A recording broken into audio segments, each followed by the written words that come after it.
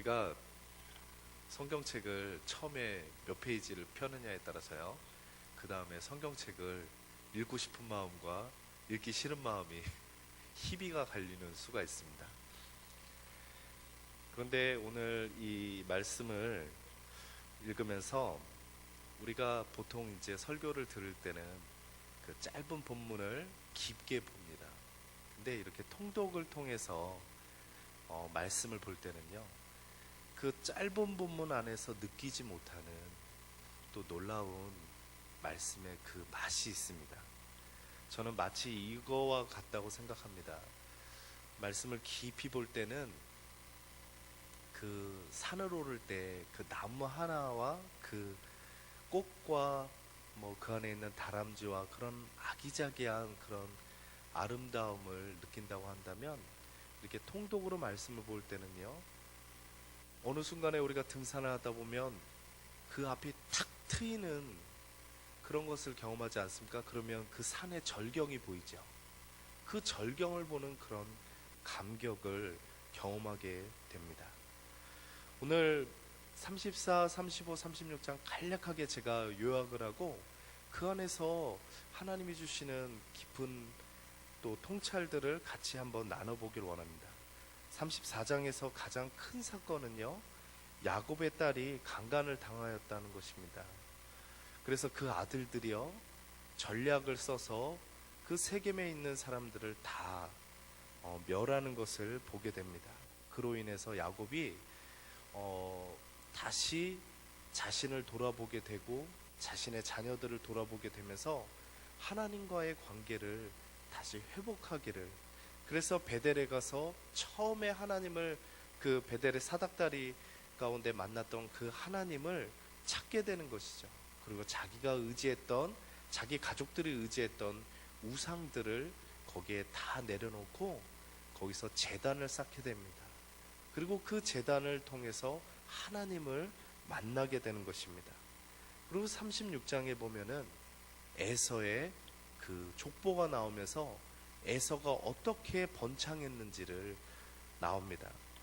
특별히 35장에서 우리가 주목해야 될 것은 하나님께서 야곱을 축복하셨는데 어떻게 축복하셨냐면 이렇게 말씀하고 계십니다.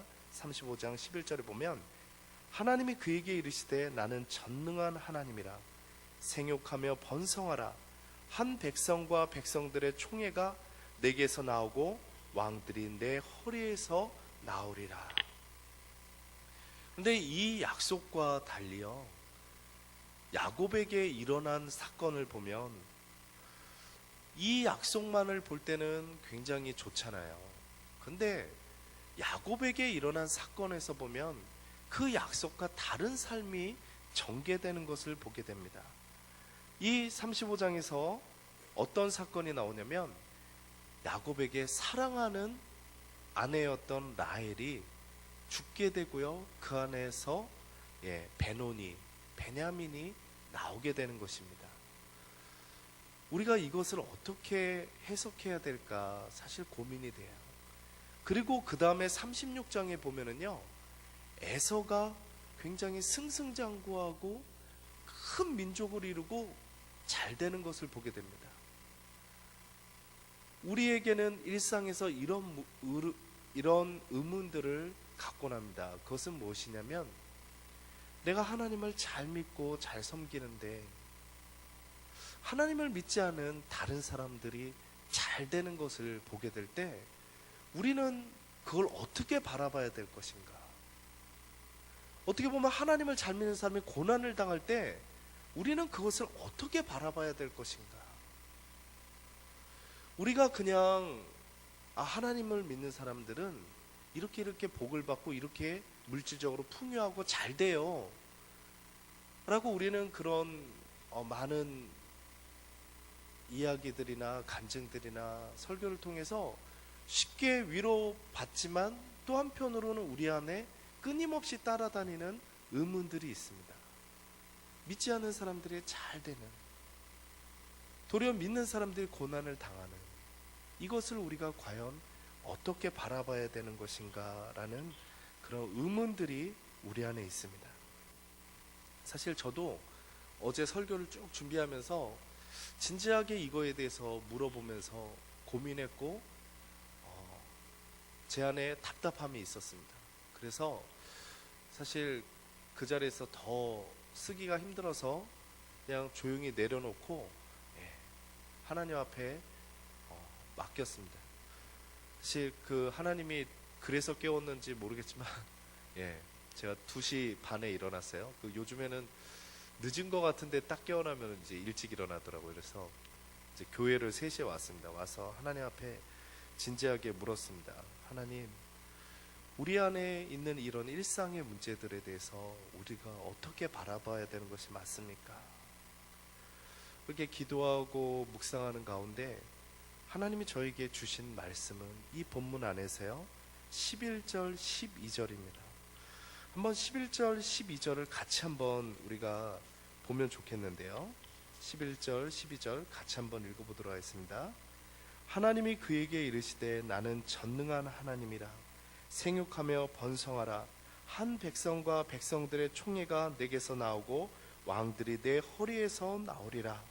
내가 아브라함과 이삭에게 준 땅을 내게 주고 내가 내 후손에게도 그 땅을 주리라 하시고. 우리가 이것을요 그냥 육적인 시각으로 보면은요 그냥 왕 그리고 내 후손의 번창함 그런 육적인 시각으로 보면 뒤에 나오는 에서 또한 그 후손 중에 왕이 나왔습니까? 안 나왔습니까? 에돔의 조상이 바로 에서거든요.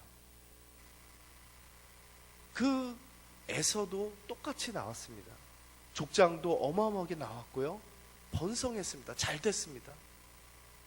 생육하라고 번성하라. 똑같은 결과가 나왔어요. 근데 이 말씀이 저에게 주는 도전은 무엇이냐면 나는 전능한 하나님이라. 생육하고 번성하라.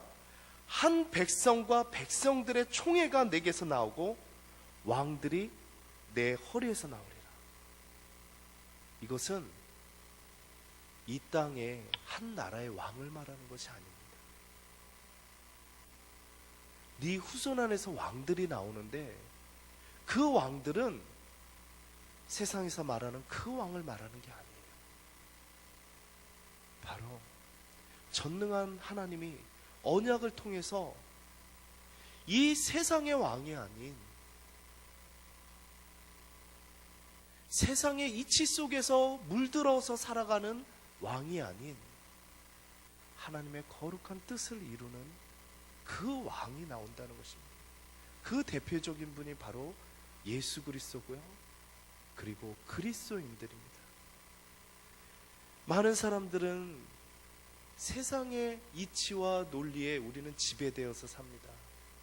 그래서 무언가 경제적인 부가 좀 더 있고 무언가 출세하고 잘 되면 그것이 복이라고 생각을 해요.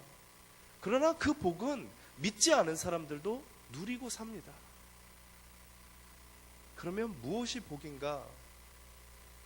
전능한 하나님이 아브라함의 하나님이 되고요, 이삭의 하나님이 되고 야곱의 하나님이 되고요, 우리의 하나님이 된다는 것이죠. 그 말은 하나님이 나와 함께 동행하는 그 삶 자체, 그냥 무언가 결과물을 얻어서 오는 그것이 아니라 하나님이 나와 동행하는 그 삶 자체가 하나님의 행복이라는 것입니다.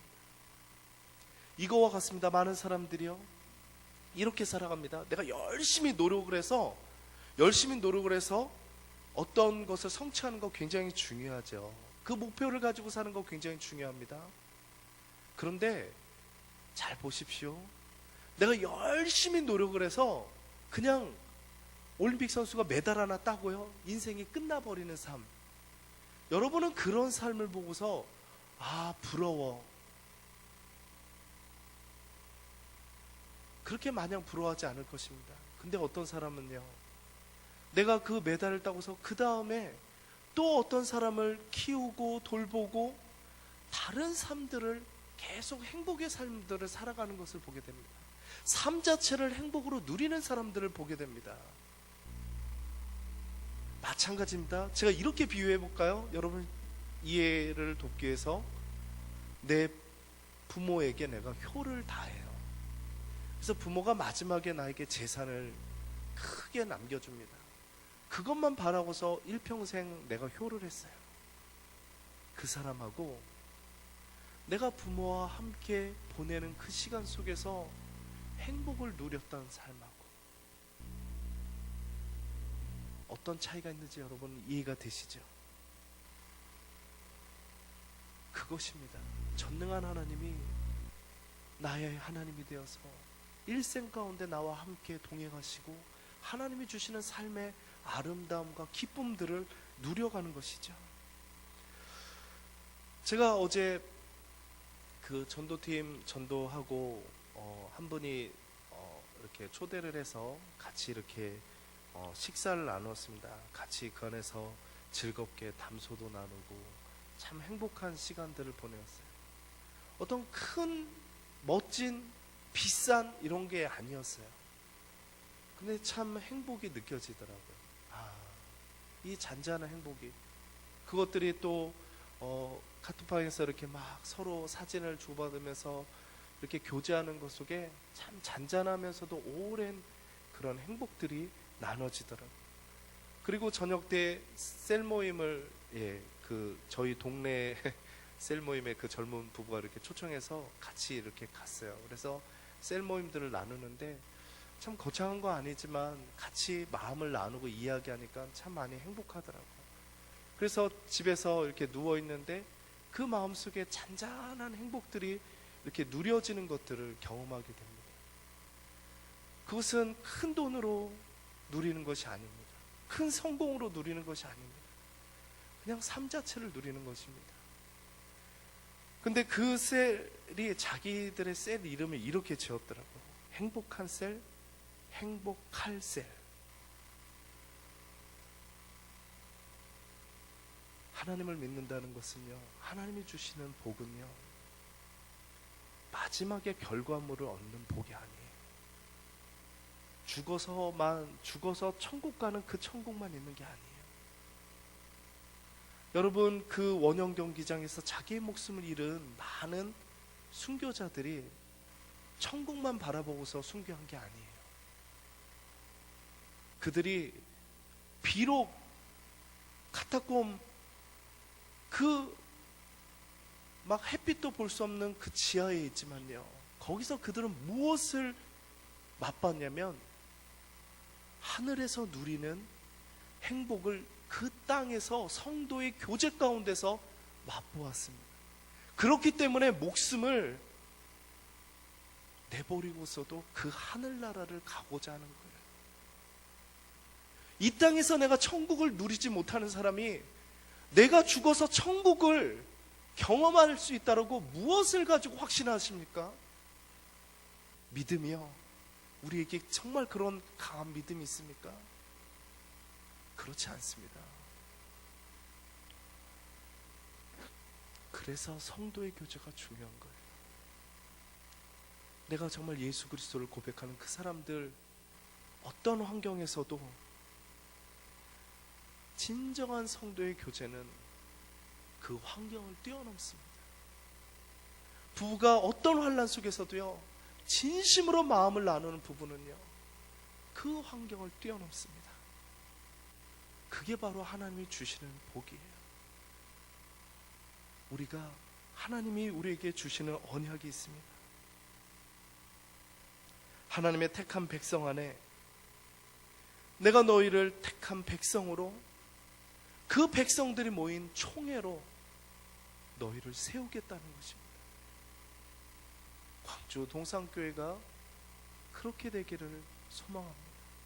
함께 기도하기 원합니다. 함께 하나님을 바라보며 나가기 원합니다.